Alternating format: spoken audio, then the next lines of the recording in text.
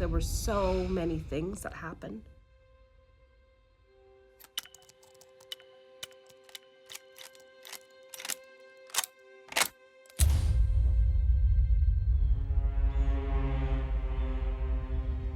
The danger for women is that women are not believed when it comes to any sorts of crimes.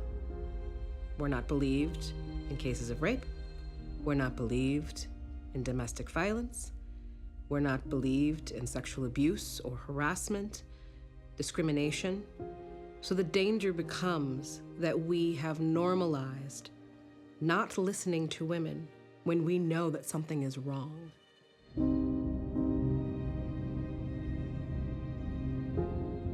Don't be fooled by this woman. She's a fraud.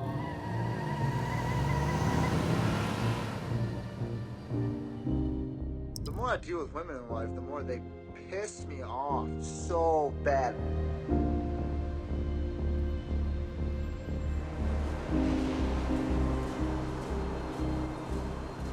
Lui, ce qu'il veut, c'est que j'arrête de vivre. On se dit, il va pas le faire, mais si jamais il passait à l'acte.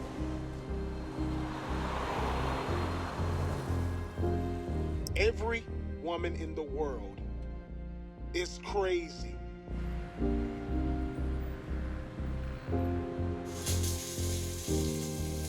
Ils ont agi comme des loups dans une meute. Ils se sont dit, vu que tous les autres le font, moi je peux le faire et on me remarquera pas plus que les autres. Et puis c'est pas grave, vu que les autres le font.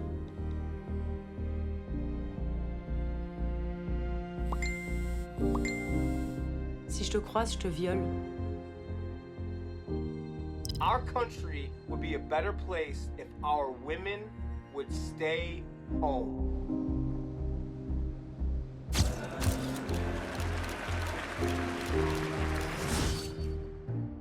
Know your role and shut your mouth. Now that women are becoming more prominent, more influential, now many men decided, that is too much.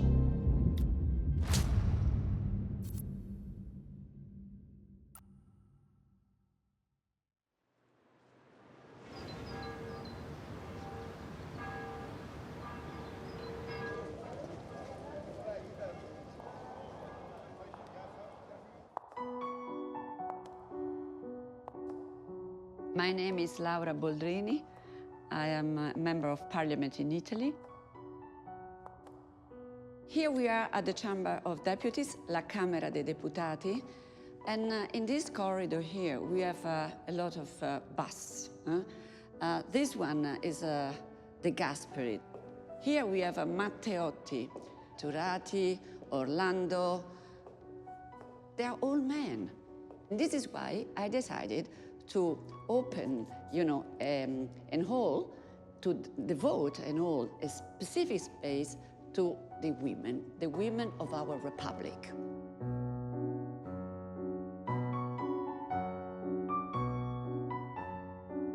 I decided to put 2 mirrors because I didn't have any pictures of the first woman prime minister and the first woman president of the republic. So, because no woman has obtained, so far such a recognition. When girls come here, they like to take a picture of themselves with the Presidente della Repubblica, meaning it's a way for them to think about it.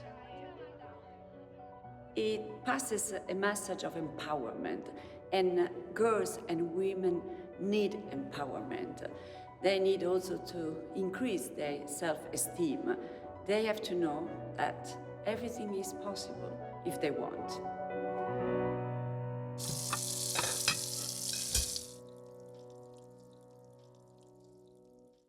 Invito la Presidente della Camera dei Deputati, Laura Boldrini, ad assumere la Presidenza. In 2013, I was elected President of the Camera dei Deputati, so the one who had to run the parliamentary activity. The first day I was elected, I was asked to make a speech. So I was not ready to be elected, and not even for the speech. And I had 3 hours to prepare the speech. So I thought the only thing I could do is to, put down my values. Care deputate e cari deputati. So I tried to put down all the values, starting from the need of having to put at the center of our activities women's rights and give women, the role they deserve. Alla responsabilità della politica e del Parlamento. So the parliament reacted, the whole didn't react the same way, in a sense that on the left center side, MPs were enthusiastic about this. And the other part was not at all. So I really wanted to underline these values. And because of this, I also became a target of hate. The Five Star Movement was launched 7 years ago, founded as a protest party by the Italian comedian Beppe Grillo. The aim was to end the traditional political class in the country. It is now on its way to becoming the second force in parliament. All started when Beppe Grillo, the head of Five Star Movement, decided to destroy my reputation.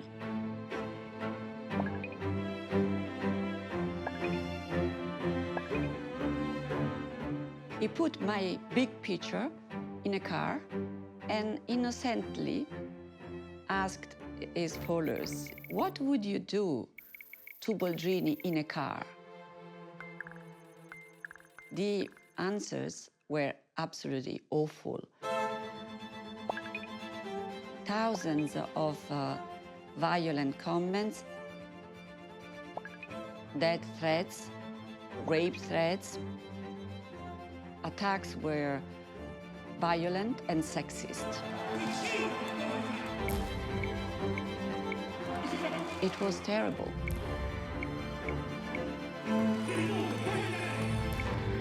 It was an awful strategy. And then Matteo Salvini, who is now the Deputy Prime Minister and Minister of Interior, he was the second one who implemented such a strategy. C'è una sosia della Boldrini qua sul palco. Non so se l'hanno già esibita prima. During a rally, he took an inflatable sex doll and he said, "Here we have the president of the Camera dei Deputati." So imagine the reactions which followed, What do you do with a sex doll? And then a mayor tweets, "Let's send rapists to Boldrini's house so she will smile again." A mayor doing this has a strange idea, very dangerous idea about rape. This strategy is aimed at telling women and girls, keep far. This is a business for men. Go back to the kitchen. Go back to the kitchen.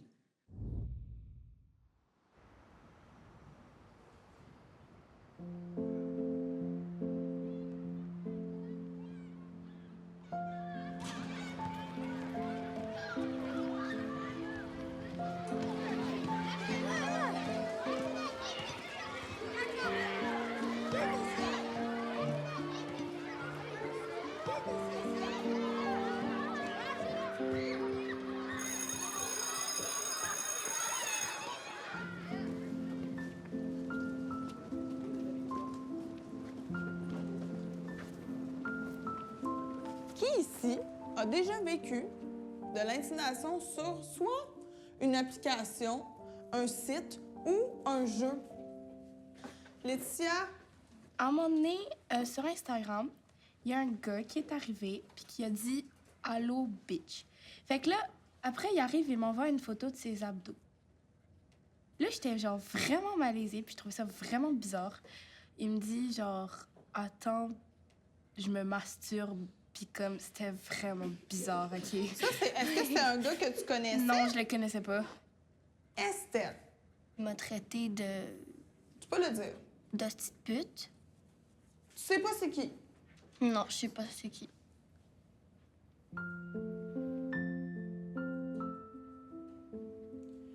Aujourd'hui, j'ai décidé de vous parler de violence en ligne parce que je connais ça.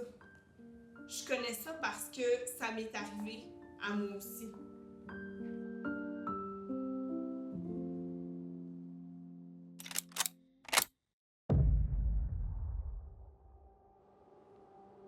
Je m'appelle Laurence Gratton.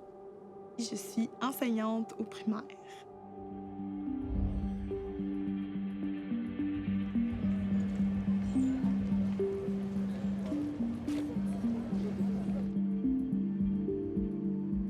J'ai choisi l'enseignement parce que je voulais avoir une carrière dans laquelle je pouvais m'exprimer.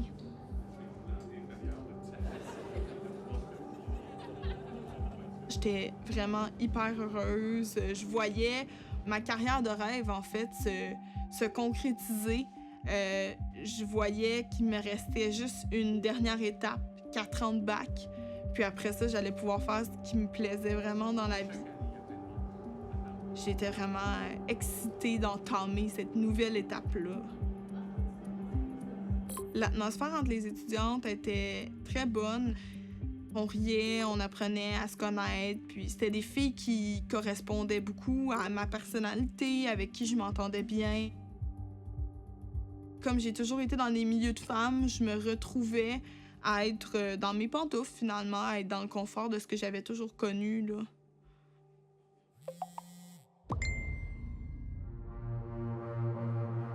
Le premier événement de cyberharcèlement, il est arrivé lorsqu'une fille dont je ne connaissais pas le nom et dont je ne me rappelais pas du visage m'a ajoutée sur Facebook. Je me suis dit, je dois l'avoir croisée, je dois lui avoir parlé 5 minutes, puis je me rappelle plus d'elle. Donc, je l'ai acceptée.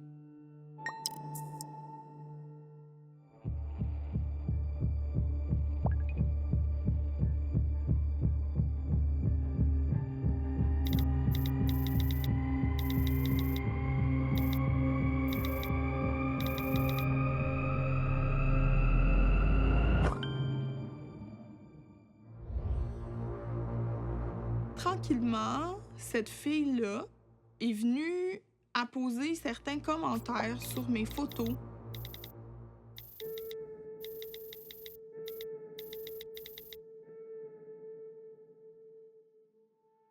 J'ai commencé à me demander c'était qui cette fille-là, pourquoi j'avais aucun souvenir de lui avoir parlé, mais elle se permettait de venir m'insulter dans les commentaires sous ma photo.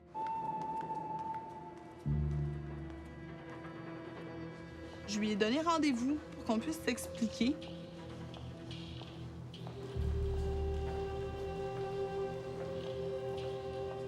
Sandra Durocher-Tremblay m'avait écrit un message personnel pour me dire « Je suis dans le local, je t'attends ».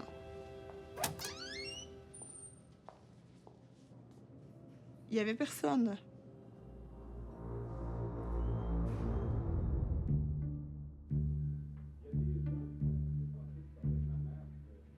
Pas longtemps après ça, je me mets à recevoir d'autres messages de filles qui disent étudier avec moi, être dans mes classes et constater que je prends trop de place en classe. Ça allait dans tous les sens, vraiment. Lève plus ta main en classe pour parler. Conne, salope. T'es laide. Tu sais que t'es pas belle, pis c'est pour ça que les gars te veulent pas. Tu vois pas là que t'es pas à ta place en enseignement, t'es juste une conne. Je vois pas comment une future prof peut poser des questions aussi stupides que ça. C'était toutes des filles qui notaient ce que je portais, ce que j'avais dit, qui me citaient mes paroles exactement, mais dont j'avais aucun souvenir d'avoir vu finalement. J'ai commencé à regarder autour de moi, c'était qui mes collègues. Ça m'a rendue paranoïaque. Ça a comme fait un enchaînement de sentiments d'anxiété, de peur, de plus avoir envie de m'exprimer en classe. Puis dans ce cours-là, je l'ai jamais relevé, ma main, là. J'en ai jamais refait une intervention, là. À un moment donné, j'en ai parlé à une de mes amies. Puis, elle aussi, elle se faisait harceler. Puis, on s'est rendu compte qu'on était plusieurs filles de notre programme à se faire harceler. Au moins 10 filles de notre programme. Donc, on s'est mis à chercher, on s'est mis à fouiller. Puis, on s'est rendu compte que c'était un de nos collègues de classe. Un gars.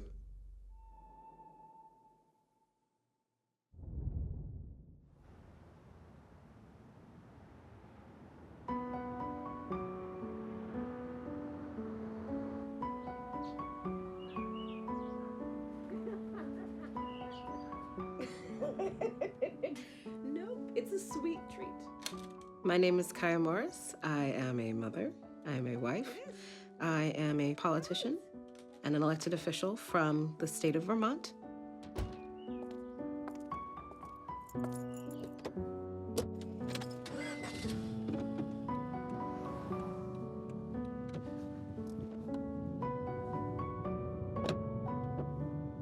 I came to visit. I was in the middle of a major life transition, and there was so much beauty that I saw here. There was a huge contrast from Chicago, but I loved the green and the mountains, having access to nature. And Vermont was full of possibility and hope and opportunity, and so I decided to take a chance and make a life out here for myself.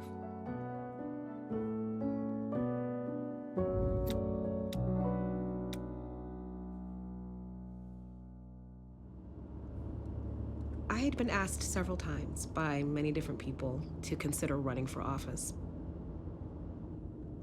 So I actually entered into a training program through Emerge America and was in the first cohort of women who were being trained to run and win elected office. I got in, and I ran, and I won. I've always been a fighter, and I've always been someone who will stand up for others and speak truths. And they saw that. And they saw that I had a strong, hard work ethic, and that I could really mobilize and support our community. Hello. Hi. Hi. I'm Kaya. Hi, I'm Cameron. Hi. How are you? Oh, you know, sweaty. Working hard. Yeah. I printed out a script for, it's just everything that all of us are saying, not what you're saying, and just in case you wanted to follow along. And someone's working on like an introduction for you right now. You know, every single bill that I get, I pay myself. It is tough. I'm a single person. I live in a mobile home, and every cent counts, you know. I've been here 39 years, and I've only gotten a 50-cent raise once. And then they dropped this down to 30 cents. I mean, I would just like to have a raise. This is hard and emotional for me, as it could be for many. I have been in these positions where you have to work 2 and 3 jobs to make ends meet. The inequality and the wealth gap that we're talking about here today, the dichotomy of our economy that maintains a service class and devalues the work of those who are tracked into what becomes an invisible workforce. You have to press for that equality. We have to move forward from a position of strength, and it's important to remember right now that history does have its eyes on you. You're needed in this fight, and we have work to do, so get to work. Thank you.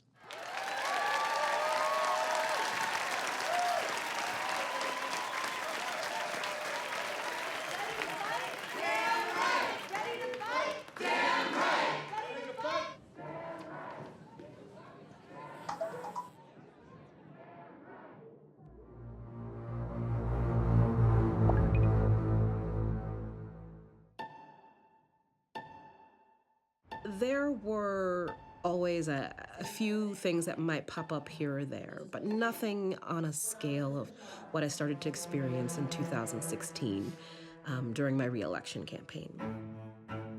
Hello. My name is Kaya Morris, and I'm running for state representative in District 22. I'm running because I love our community.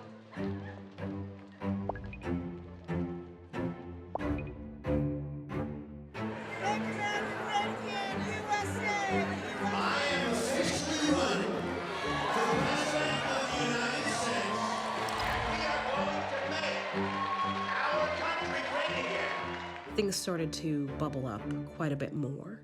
We had a national campaign for the presidency and Donald Trump as the front-runner candidate. You've called women you don't like fat pigs, dogs, slobs, and disgusting animals. The level of hateful rhetoric that was coming through the airwaves and into every community, that was a real stun. The President-elect of the United States of America, Donald Trump.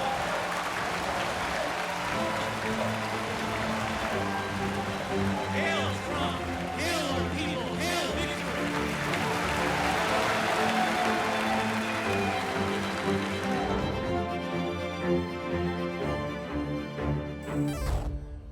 There was a well-known website, the Daily Stormer, that had identified and connected me up with a local neo-Nazi in the community.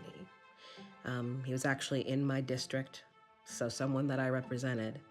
And really, they were asking the question, how did this Black woman get into office? This happened on your watch, essentially. And it was... It became sort of an open season because this lived in the world of Twitter, where things move at lightning speed. Started seeing different types of messages that were threatening, all sorts of really hateful language used to describe me, that there was no safe space for me other than Africa.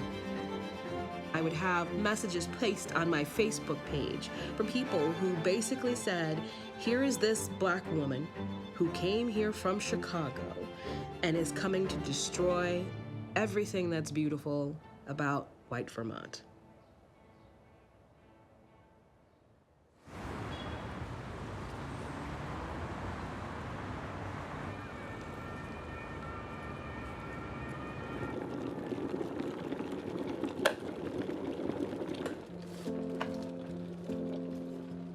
Je m'appelle Marion Séclin, je suis comédienne et je réalise des fictions et j'ai 28 ans.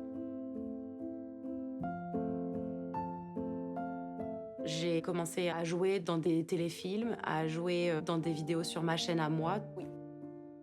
J'avais envie de faire des contenus, du divertissement qui parlaient de féminisme. Ok, let's go. Je me souviendrai toujours en cours de sport quand j'étais au collège. Le prof de sport a dit que les barres parallèles, c'était réservé aux Jeux Olympiques aux garçons, qu'il n'y avait pas d'épreuve de Jeux Olympiques de barres parallèles pour les femmes. Et je me souviens que dès ce moment-là, je me suis dit, dans ce cas-là, je vais le faire. Dans ce cas-là, moi, je vais choisir ça. Et je serai notée là-dessus. Je suis championne de France.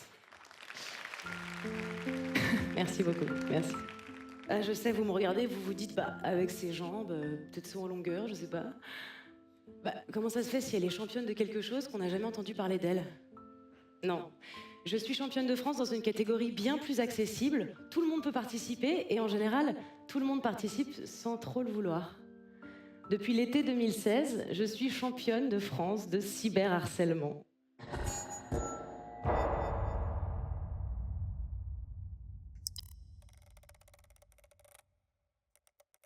Pendant des années, j'ai fait des vidéos sur Mademoiselle.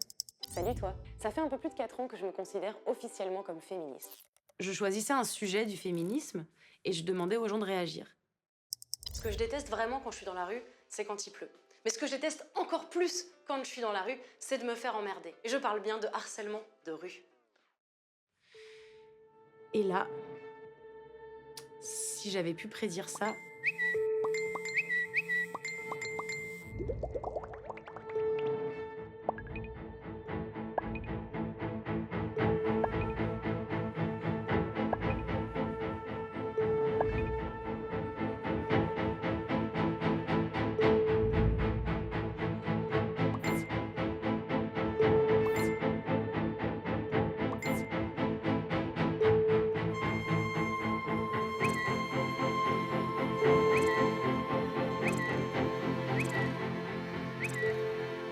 J'ai arrêté de compter assez vite le nombre de messages que j'ai reçus.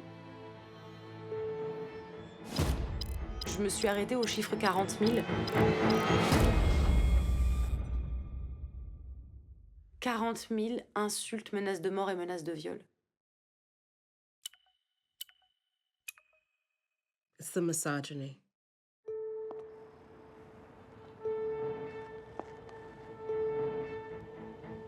Here I am, a woman.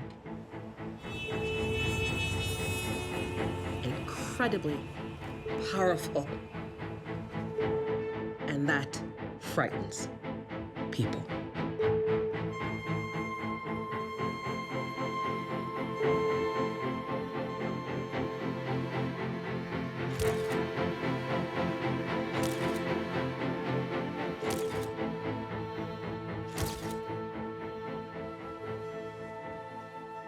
En fait, je m'intéresse à l'insulte depuis une vingtaine d'années. C'est ma fréquentation des réseaux numériques qui m'a progressivement mis en contact avec beaucoup de violences verbales à l'égard des femmes et paradoxalement aussi avec, je trouvais, le renouveau d'une parole féministe. Et évidemment, comme tout renouveau de la parole féministe, ça s'accompagne d'insultes. On a des traces de l'insulte depuis l'Antiquité. Évidemment, ce sont des traces écrites. Sans doute que l'insulte de rue existait à l'époque, mais ça, évidemment, on n'a pas de documents. C'est quand il y a la révolution industrielle, au 19e, qu'on a des femmes qui vont, en effet, des ouvrières, des serveuses, etc., vont aller dans les rues. Et c'est à ce moment-là qu'on a les premières traces de harcèlement sexiste.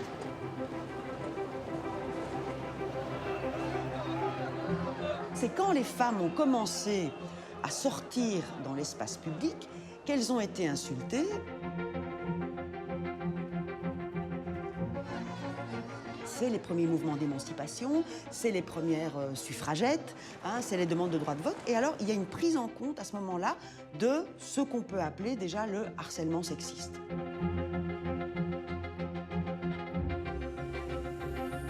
Et puis aujourd'hui, on a la viralité. L'insulte s'est adaptée à la technologie.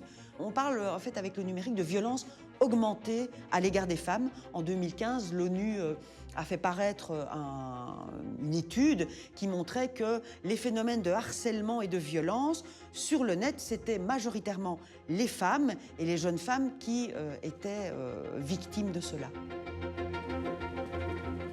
À quoi sert l'insulte finalement aux femmes? Peut-être à dire, en fait, tu me déranges quand tu es dans l'espace public. En fait, pourquoi tu es là?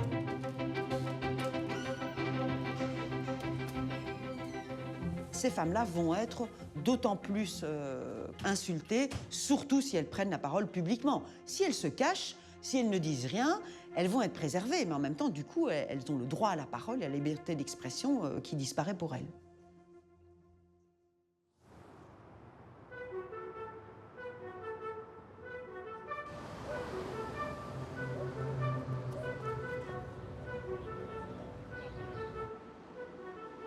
I'm surprised that there are people who have seen the extent and the severity of digital misogyny and that they aren't more concerned and more horrified by it.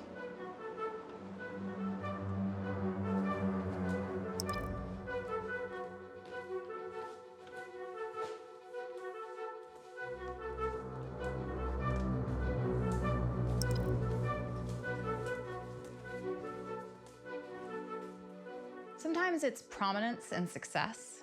It's a way of cutting women down when they become most visible and vocal, and they seem to be having the most influence. And often those attacks come at exactly that moment when the woman steps out into the spotlight, at the first moment when people have heard her name, and it's designed to take something that should feel triumphant and exciting, and instead to make her terrified and to try to silence her and shut her down.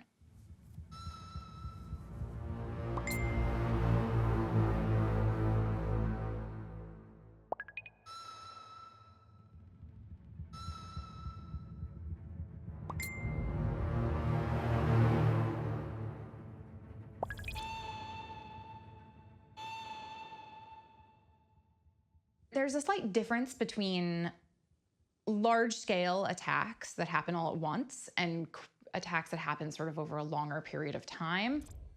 Those tend to be targeted toward women who have had long careers, who have made inroads, and it's just a steady stream of hatred meant to remind them that they can never fully rest. The rise of misogyny online really worries me, and the normalization of misogyny, the spread of the idea that misogyny is normal and natural, and that feeling that men are superior to women is just a normal feeling. That really concerns me.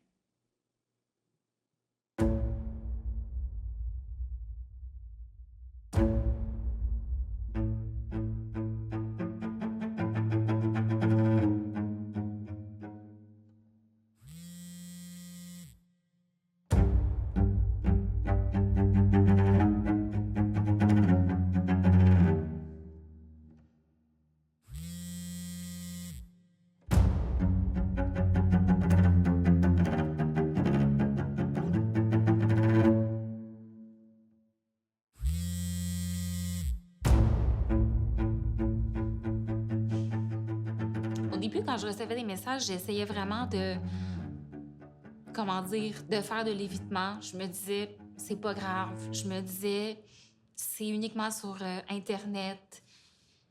J'essayais de me faire croire que ça m'atteignait pas. Mais à un moment donné, avec le temps, ça finit par t'atteindre.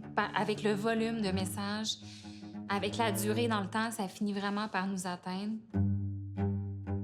Ce gars-là, il harcelait des filles depuis longtemps. Donc là, on est allé voir la doyenne. On lui a montré les screenshots. On lui a expliqué qu'on savait que c'était ce gars-là. Elle a regardé ça, puis elle nous a répondu qu'elle, elle gérait l'université, elle gérait pas Facebook. Lui, quand il a su qu'on est allé voir la doyenne, il était vraiment pas content.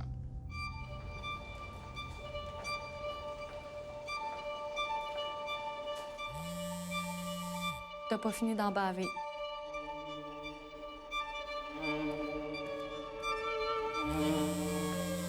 Faudrait que tu fasses attention. Il va peut-être t'arriver quelque chose. Je veux juste te dire que je sais où t'habites. Il y a eu un message qui contenait mon adresse.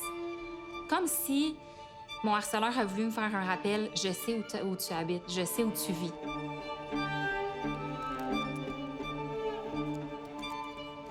Lui, il avait un dossier dans son ordinateur avec nos photos. Puis comme on avait déjà fait des travaux d'école avec lui, il y avait nos adresses, nos numéros. Il a été sur des sites porno du dark web. Puis il a créé des profils avec notre nom et nos photos sur un site de Golden Shower. Puis là, il correspondait avec des gars avec ces comptes-là. Comme si c'était moi, là.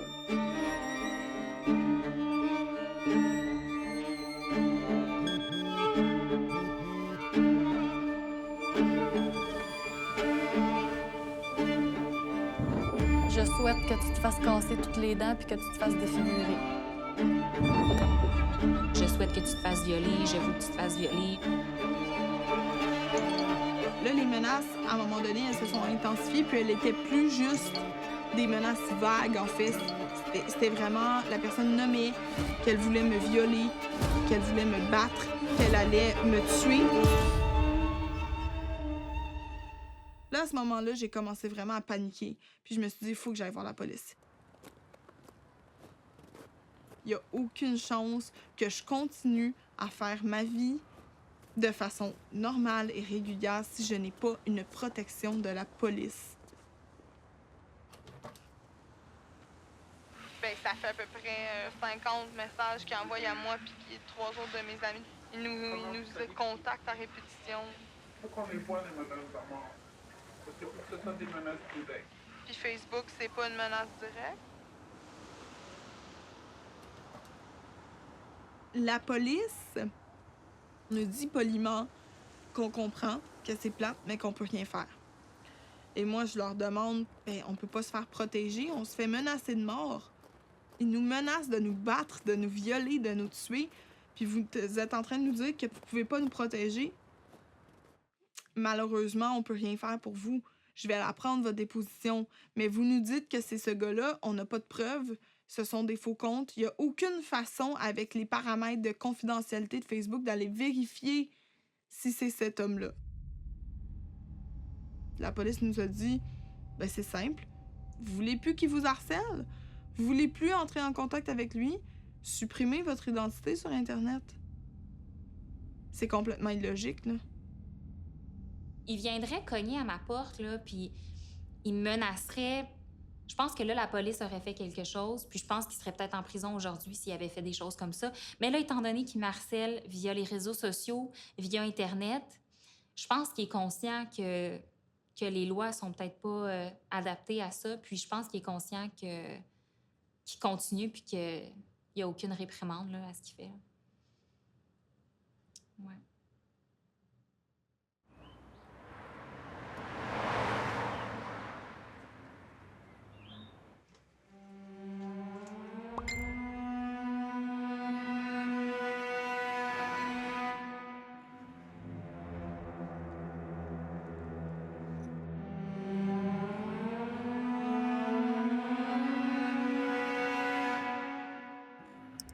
He was actually in my district, a madman, terrorizing my life with glee and openly saying that he can. I reached out to try to get support. I called local law enforcement, and it really was, well, a couple of bad tweets. What are you gonna do? That's part of what happens when you're in office.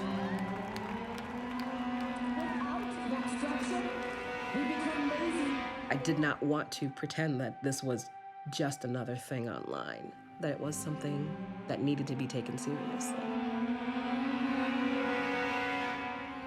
Because of the nature of the words used, the tone of the words, the symbols that were utilized, and the like, that this does cross the line from speech to something that would cause emotional distress. I was able to get an order of protection, which also included that that person could not contact me. Once that order of protection ran out, that individual started back up again.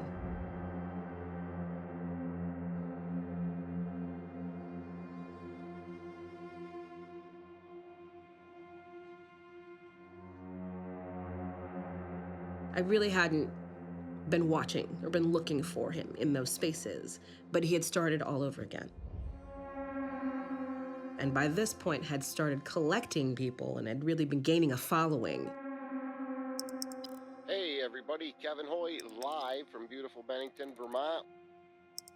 We don't want people like Kaya Morris in our community. When I say that, it has nothing to do with the color of her skin, everything to do with her lying, cheating, sneaking butt and all the crimes that she has committed. Don't be fooled by this woman. She's a fraud, someone who is a non-Vermonter,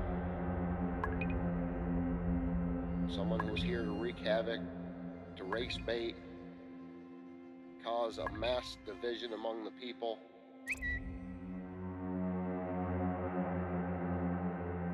We don't want people like Kaya Morris in our community.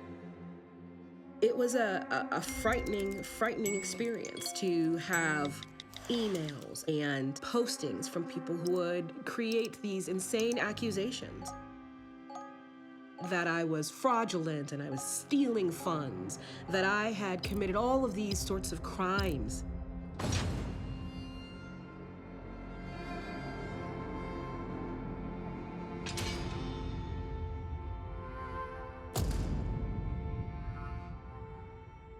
There have been postings talking about the necessity of having me being raped because it's a corrective action, right? It's a corrective action meant to silence and meant to dehumanize and meant to make someone live in terror. It's all absolutely part of this intense game that these people are playing with our lives and our humanity and our civil rights.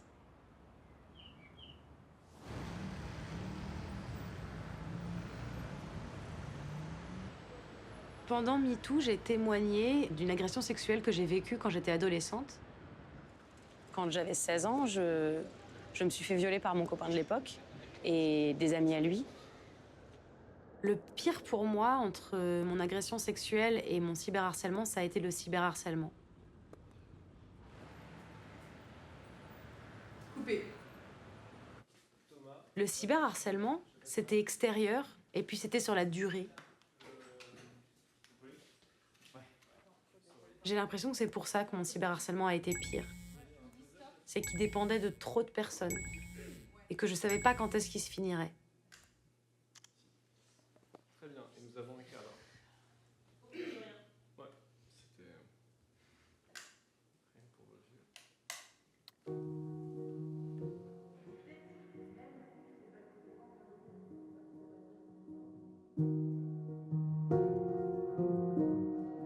L'impact psychologique que ça a eu, c'est que ça m'a affaibli terriblement.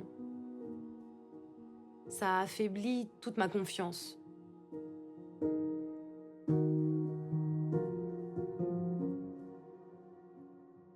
Chaque commentaire que j'ai lu est un commentaire qui est coincé dans ma tête.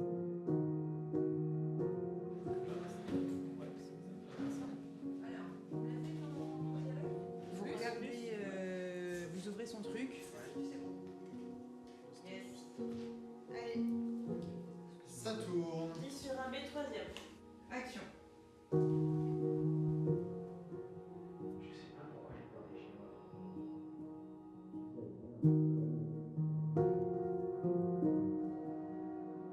J'avais jamais eu d'envie de suicide dans ma vie.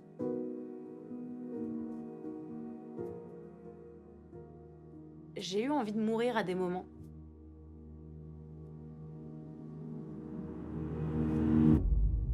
I don't accept the fact that this can be considered normal. It is not normal. And I don't want, you know, girls and women to decide whether to stay in the web and accept constant humiliations or to leave internet, to leave the social media. That's not the kind of choice we have to do.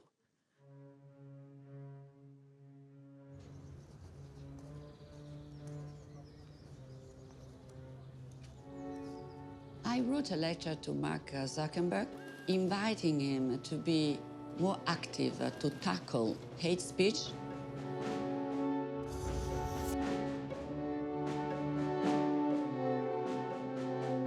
I don't want the internet and social media become a place of violence, and I would like them to take their own responsibilities.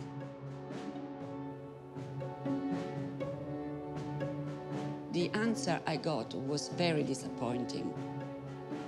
Our rules in Italy are not necessarily the rules of Facebook, which has an international policy. And so what is a crime at the national level, like, you know, promoting hate speech? It is not a crime for Facebook. And this is a serious problem. So if the platforms in which this occurs doesn't take any measure to stop it, then you are part of the problem, not part of the solution.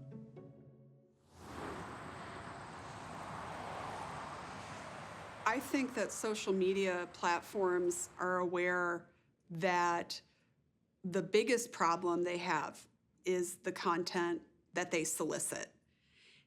What I mean by that is these platforms without user-generated content would be empty vessels. They would be nothing.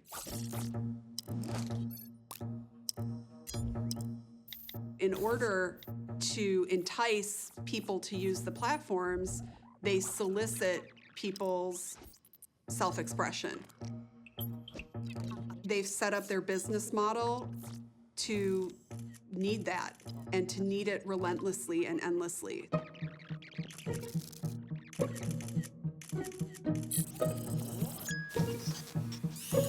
So just as one example, YouTube alone gets 400 hours of video per minute per day, every day. The platforms are aware that when they open the floodgates, some portion of that is going to be deeply objectionable and problematic. Why are all women so stupid? It becomes actually an issue of where's the line? If we legalize rape, women will be more careful with their bodies and not go into the private rooms of men that they don't want to have sex with. A lot of material that's popular are things that just straddle the line. Things that play on tropes and stereotypes and misogyny. Women are becoming sluts. Women are peak sexy when they are submissive and obedient. If I can't have you, girls, I will destroy you. Content that is disturbing or contains hate speech or contains other kind of material that's offensive can actually be lucrative in a number of ways. And it can be lucrative in the sense that it can drive engagement.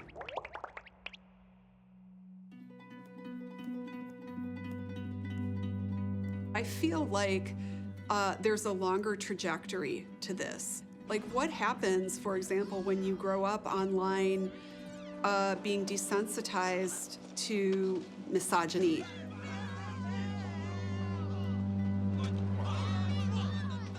We have a whole generation of people who are in the process of growing up with these platforms. We don't know who they'll be or how these things will impact them on the other side just yet.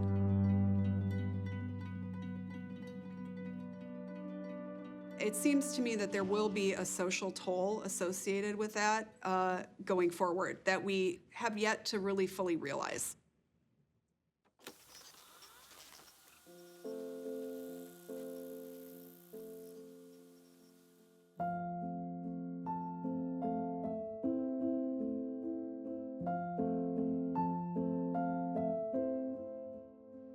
I want to be a vet when I grow up so I can help animals feel better.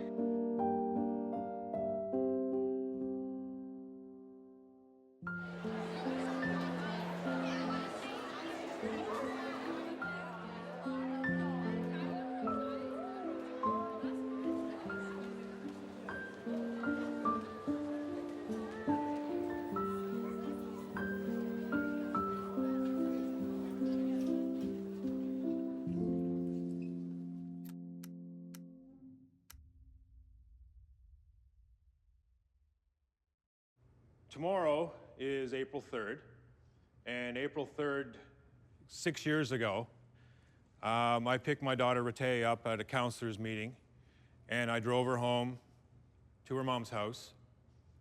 And I didn't know when I was driving away that I'd never see Rete alive again. That was the last time I ever saw my daughter. That was the last time she said, "I love you, Dad." It's the last time I heard it. And she was my only child. So I'm here today doing this talk because I know, I truly do believe in my heart that what happened to my daughter was preventable.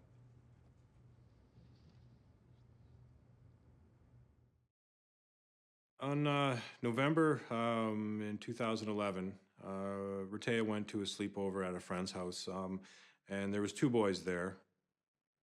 The boys had some vodka, so Rete had a couple shots of vodka. She remembers doing that, and then she remembers waking up the next morning between 2 boys that she didn't know at all. And her clothes were partially undone and partially removed. And the way she described it, she said she knew something had happened to her body, but she wasn't sure what.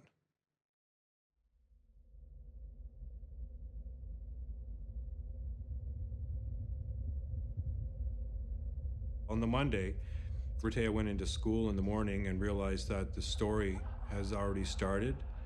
The story that she slept with guys.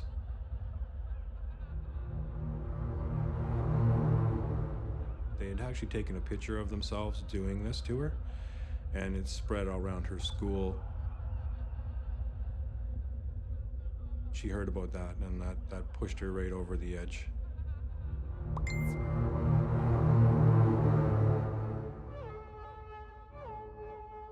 People would laugh at her and make fun of her and ask her if she's the whore hanging out the window. Because she was assaulted, they actually carried her to a window because she was so intoxicated she started to throw up. And they hung her out the window, and that's when they took the photograph of one of the boys assaulting her when she was in that state. But people just made fun of it, and it was just brutal. You know, me and her mom have always said that, you know, when the boys did this to Ray, when they assaulted her and took that picture and spread it around, it's like they put a bunch of bullets in a gun.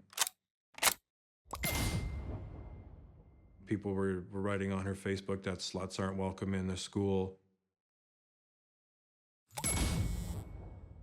She'd constantly be getting texts from guys who would just say filthy things, you know. There was a girl who let Ray know that no matter what high school, because she had to change high schools, and they were, whatever high school you go to, I'm just going to make sure everyone at that high school has the picture.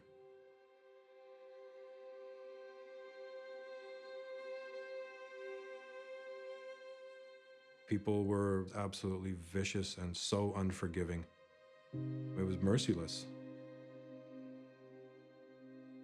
The torrent of abuse was too much.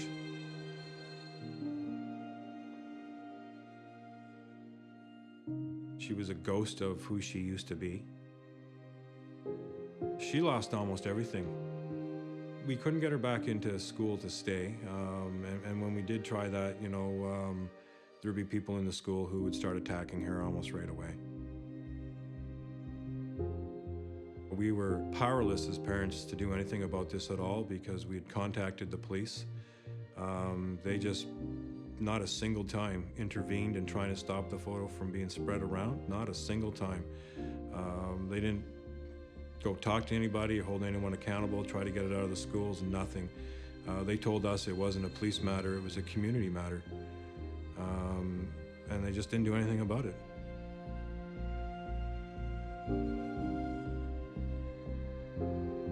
The April following her assault, Bertea's aunt came home, and Ray had actually been in her bedroom with a belt, and she was getting ready to hang herself. And this was almost a year to the day when she actually did do it.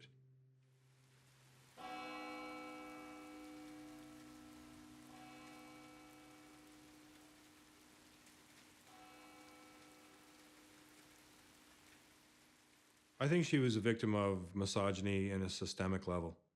I think her life had less value than a boy's life. I think that was the driving force behind the police investigation. You know, it's a rape culture, it's a misogynist culture. Women can tell you they're attacked all the time online and harassed and ridiculed, and it's brutal, man. It's just, it allowed the worst of our community to have a voice, and that's the biggest downfall of it at all. People who before kept to themselves now feel brave enough to say anything they want to, and some of them just take pleasure in being as ignorant as they can.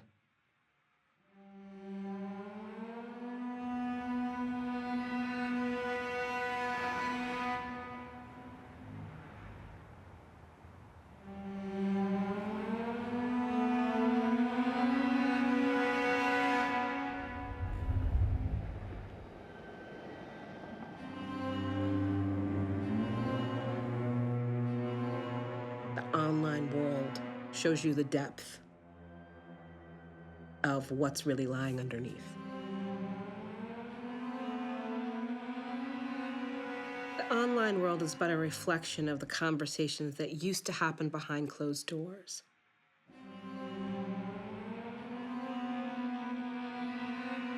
This is not something that is just the bad result of a prank gone wrong.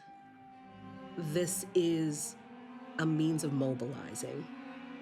It is a means of connecting those who maybe haven't even defined what their ideologies might be, but they're finding resonance in something that's being said.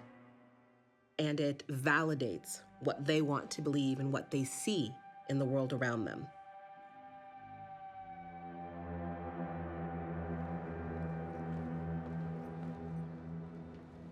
I reached out to our Federal Bureau of Investigation, as they're the most reasonable entity to do any kind of investigative work, to find out what was happening, because we had been seeing signs that there was white nationalist movement that was taking place, recruitment flyers that were left in different places, graffiti that had been found both in public spaces, on the vehicles of local youth, in the woods where I would walk with my son. There were swastikas found and painted on the trees. There just was not an understanding and a willingness to really admit that there was something more to this because of the fact that it began in an online space. Women are often left to fight our own battles in everyday life, and especially online.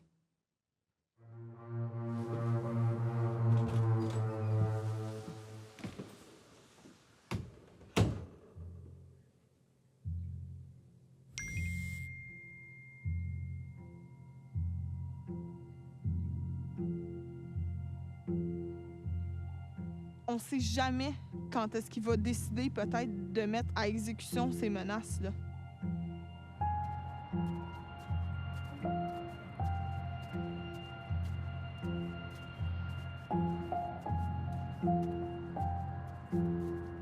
Les gens m'ont souvent répété « Laisse-le faire, c'est juste un fou. » Oui, il dit qu'il va venir te tuer, mais il fera jamais rien. Laisse-le faire. Je sortais, puis chaque fois, je regardais des deux côtés de la rue. Je regardais s'il n'y avait pas quelqu'un autour.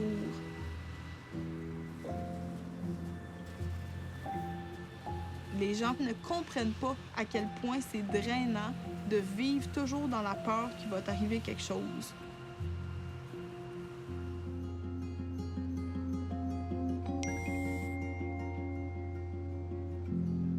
You never know who they are.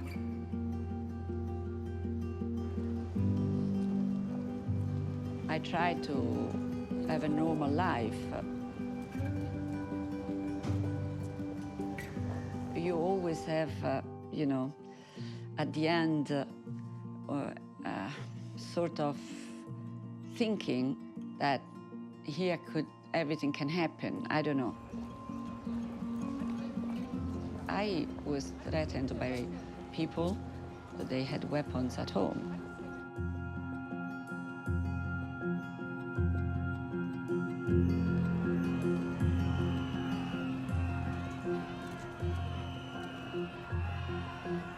There could be somebody here in the crowd who may want to hit me.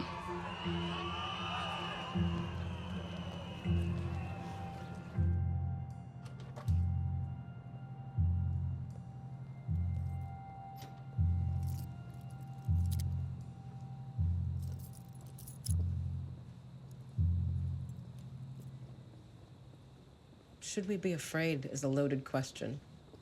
I guess the better question is, are we afraid? What happens online finds its way into the real world. Those calls to action to bring about violence against women, they are happening. So it's not a question of should we be afraid, but are we afraid? And does that fear cause us to retreat? Does it cause us to feel fear in a way that is effective for their purposes?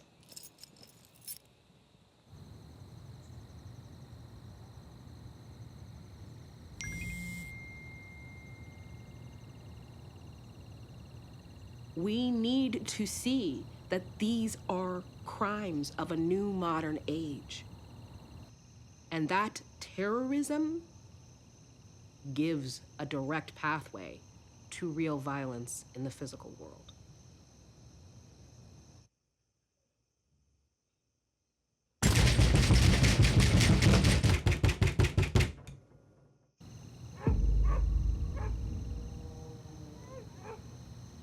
They just stomped on the porch, bashed up against the doors and stuff like that, and then took off. And so we called the police.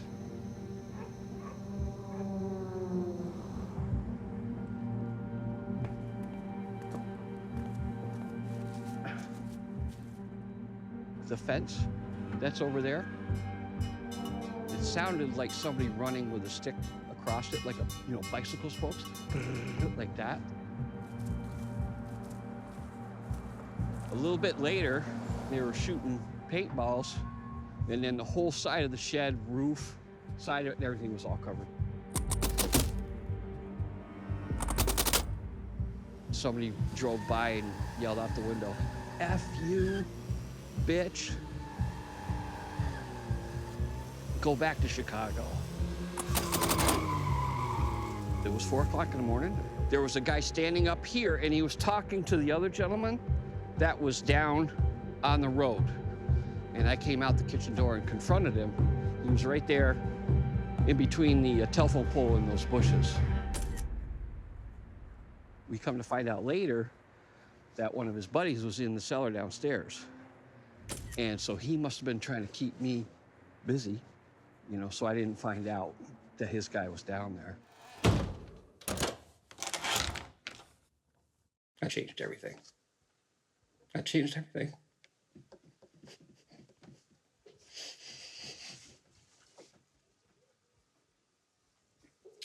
It completely took away any sense of security, any sense of safety that we had in our home. Do you know what it's like to talk to your mother when she's in tears and begging you to leave the state and to never come back? Yeah. To know that there is someone your mother is living in fear for her daughter's life, for doing what she raised her to do, which is to stand up for other people, which is to be a positive force for good, and that is threatening the life of her child. She has to worry about me. She has to worry about her grandson. No one should have to live that way. No one.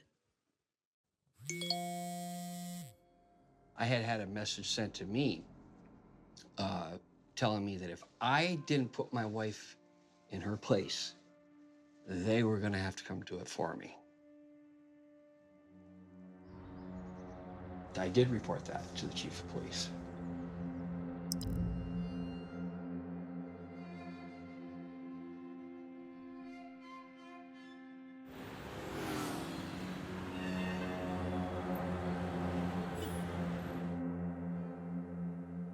Let's send rapist to Boldrini's house so she will smile again.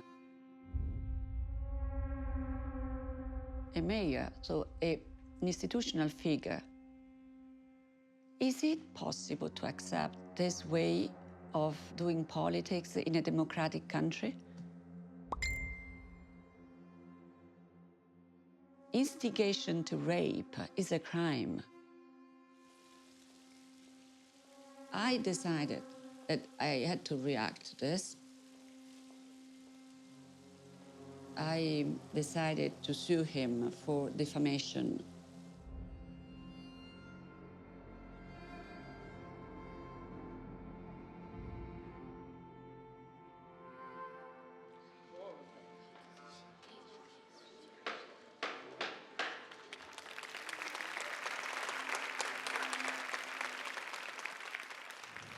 Io veramente vorrei dedicare questa sentenza a mia figlia, che non dovrà mai smettere di credere nella giustizia, e a tutte le figlie d'Italia, che devono sapere che in questo paese c'è una giustizia che non consente l'umiliazione delle donne.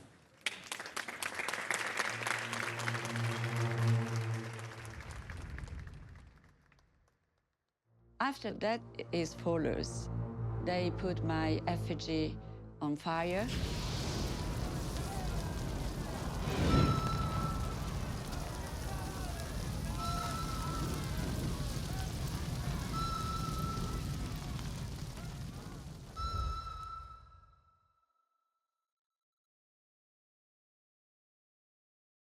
The heaviest, it was a day when I received by post a bullet. When you receive a bullet, it's concrete, it's real. It's a clear threat to your life. That day, I realized that we had entered a new stage of violence.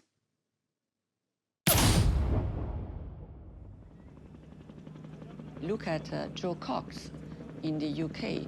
Jo Cox was an MP. She received threats on the social media, and then she was killed. She was killed. She's somebody who dedicated her life to human rights and to justice. She became an MP for the area where she was born and grew up and loved. In Parliament, she was respected across the whole House. Somebody with a deep commitment and deep passion for human rights and justice.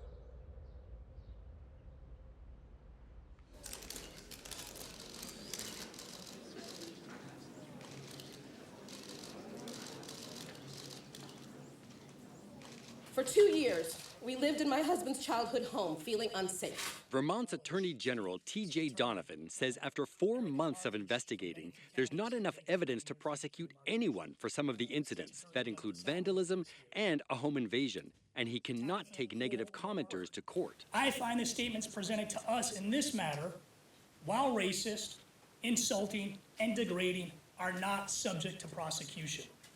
The Constitution does not permit us to prosecute racist speech because we find it offensive. When we ask Morris for her reaction to Donovan's report, There is absolutely nothing that can be done. No. her response was interrupted by the man who admits to harassing her. Oh, wow. No. It came as a shock to many in the room. No. Why is this allowed? Why is this allowed? I asked Morris if she wanted to comment on the unexpected end to the press conference. However, she declined. It's also worth noting that she seemed shaken by the turn of events.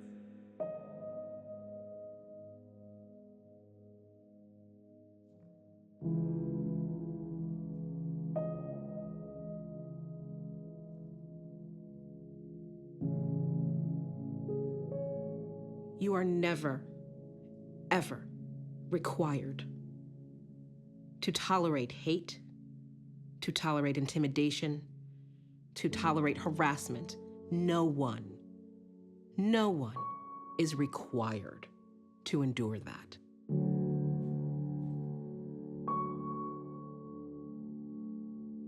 Was not going to be worth me risking my life, that of my family, for a system that was just not ready to deal with this new world of technology.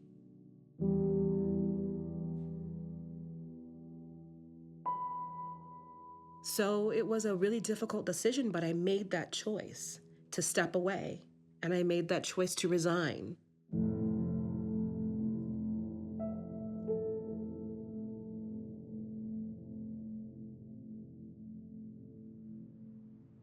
After all that has happened and the things that we need to move forward with for our future, we realized that we need to move to a place that will allow for us to have a fresh start in many ways. That sense of what we want to say is safety is also about feeling at peace at the place where you call home. Oh, yeah. And it goes beyond the lot lines of this particular piece of property. And it spills into so many other worlds. And now in the online world, we have a whole nother dimension of spaces and places that exist that have suspicion built around them, that have distrust built around them. And that's a lot for anyone to have to endure. And it has really negative outcomes for us. We have no delusions about the fact that this is going to follow us online. They have already put out there that we're moving and where we're moving to.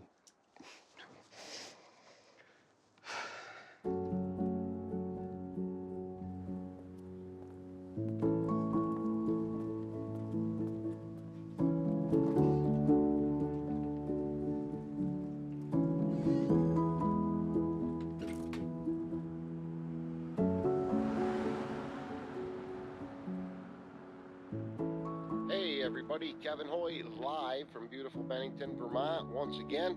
And I've got good news and bad news today.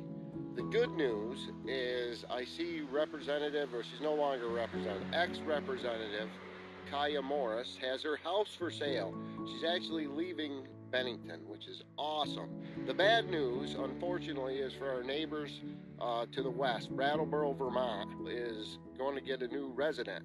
So it looks like Kaya is looking for homes. I know she has friends and connections. Everybody have a great day, and thanks for watching. See ya.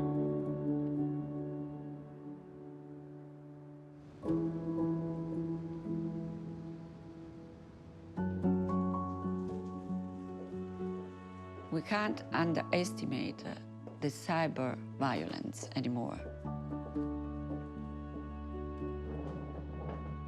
Next step is working on a law.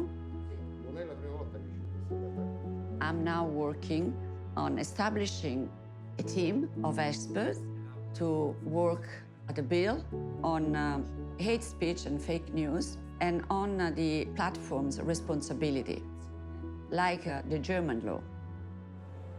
In Germany, Facebook, for instance, they had to invest in monitoring the messages and remove the violent messages within 24 hours. So if they don't do this, they have to pay a very heavy fine. I don't know if this bill would be, voted, but at least I think I have the duty to work on it and to try.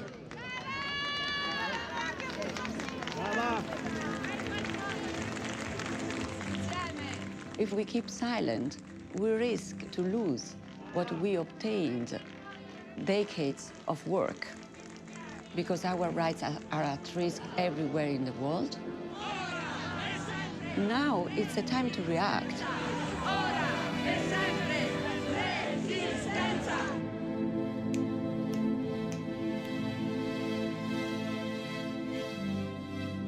Vous le savez, ou peut-être pas.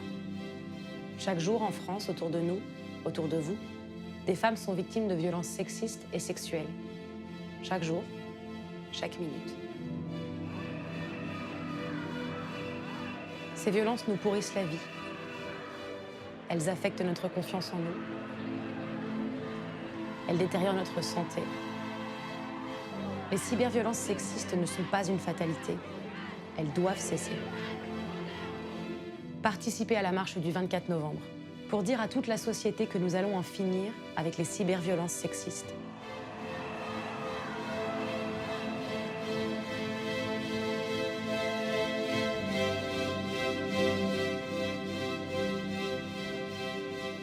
Lève ta main si tu sais c'est quoi de l'intimidation.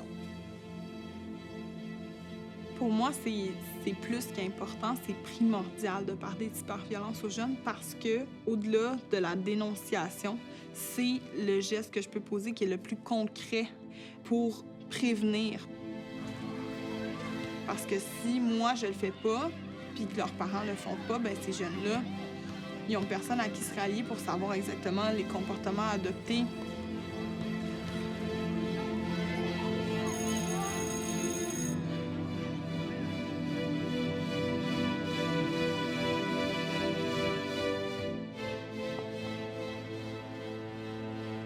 Each individual has to find their courage to stand up and scream from the rooftops. As a woman, my courage must work towards the eradication of issues of race, gender inequality, and the promotion of all human and civil rights.